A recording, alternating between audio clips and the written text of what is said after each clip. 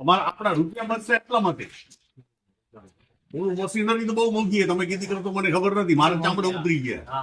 બતાવું તમને ઈ. આમાં ગૌમૂત્ર હશે, આંકડો ભર્યો છે. જુઓ 15 થી હા પાણી આંકડો સિવાય કાંઈ નથી. આ પોટા છે. આમાંની અંદર તમે આપણો પોદરો હોય ને, પોદરો 1 કિલો પોદરો એક બાલટીમાં નાખી દેવાનો. આમાં 1 લીટર આ નાખી દો સ્પ્રે કરવામાં.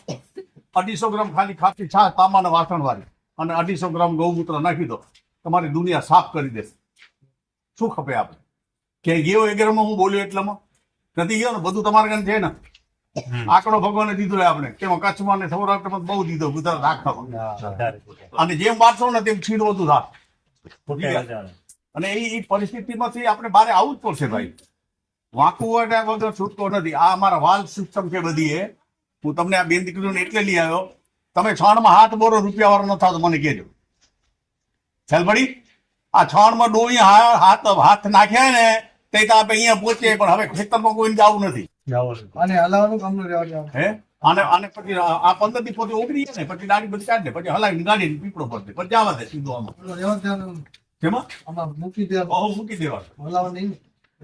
એટલે પોતે ઓગળી જાય ને. એની દાંડી છે ને બધી છાલ બધી ઓગળી આપે. 15 દિવસે તમારે બારે કાઢી લેવાનું. એમાં 25 કિલો 20 થી 25 કિલો આંકડો નાખો 200 લીટર ડ્રમમાં. પેલો આંકડો ઊંધો નાખી દેવાનો, પૂરો બાંધેલો એમાં. સમજી ગયા? આંકડો નાખીને પછી એમને દાઢી કાઢી લેવાનું. એ બધું જ અંદર ઓગળી આવશે. એ છીર રાજા છે. એનું છીરની કેટલી તાકાત છે હું તમને પેમ્પલેટ દઈશ.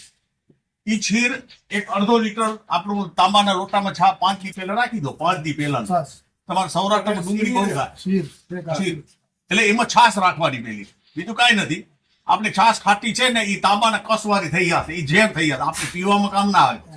એને તમારે ખાલી 10 થી 15 20 ટીપા ખાલી આંકડા દાળ કાપી આવવાની. પાંદડું કાપતા હોય છામાં બોરતા હોય એક એક ટીપું એમાં આવી જશે. એટલે આપણે 1 ચમચી ખાલી એની અંદર ખાલી ઈ અંદર દૂધ ગયું આંકડાનું એટલે કામ પૂરું થઈ. પછી દાણાને તમે ભેજવાળા કરો ને છાણાની રાખ ચારી હરવારેથી. બરોબર? મારી ભાષા સમજો ને? હરવારે ચારી અને તમે છાણાથી કોરું કરીને તમે વાવો. તમારા ડુંગળીને બિયારણને ઉગતા 9 દિવસ લાગશે. આ 5 દી ઉગી હશે અને આમ સ્ટેપ થઈ જશે આખો. મકાઈ નહીં હે મકાઈ બધું કોઈ બી બિયારણ.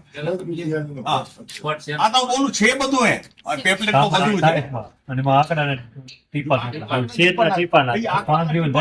શું થાય છે તમને ડીએપી નહીં વાવવું પડે.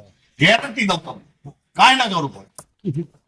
આ 24 વર્ષ ત્યાં મરી ગયા. 800 બોરી યુરિયા ડીએપી વાપરતો તમારે અમે ઉભો 1 કિલો નથી વાપરે. છોકરા કારમાં 3 બેની કારમાં પડે.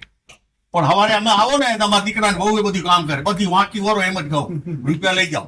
આ લીમડાના ફૂલ ઉતારી અમે 2000 રૂપિયા કિલો વેચી. આ લીમડામાંથી 15-20 હજાર રૂપિયા કમાઈ લઈ. બધી વહુ દઈ દી સાડી લઈ બાપા કરે પડી. 3 દીકરી 3 વહુ હોય મારી.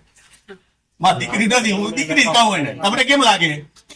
તમે વહુને દીકરી તરીકે ગણો અને તમારી દુનિયા આખી સ્વર્ગ જેવી હોય છે કહું. હે મારા 10 પોતરા હે, 3 દીકરા, 3 દીકરાને વહુ હોય. આ પોતરો છે એના ઘરે છોરાય 2 રમકડા. હાજે ચશ્મા ઉતાર બાપાને મોબાઈલ છાટી લે મજા આવે. હાજે સ્વર્ગમાં 6 વાગે જઈએ. તમને કેમ લાગે? 71 થઈ ગયા. હવે કેટલા વર્ષ રહ્યા? મારો મોટો દીકરો બતાવે તો 53 વર્ષનો હોય. હવે તો છોરા મું પેણતા નથી. હિયા લોહી પી ગયા એ પણ કહું આપણી ભાષામાં. મારા ઘરે 23 વર્ષ મારા ઘરે 3 દીકરા રમતા. સમજી ગયા ને? દુનિયા જુદી હતી. માવતરનું હાલતું આજ માવતરનું હાલતું નથી. આ છોરાનું હાલે. આ માવડીનું કાંઈ નહીં હાલે મને ખબર હે. અમારામાં નથી હાલતું. એ છોરા નક્કી કરે ફાઈનલ તે પાડવું જ પડે. હવ જાઓ લાડવા ખાઈને જાઓ ઘરે.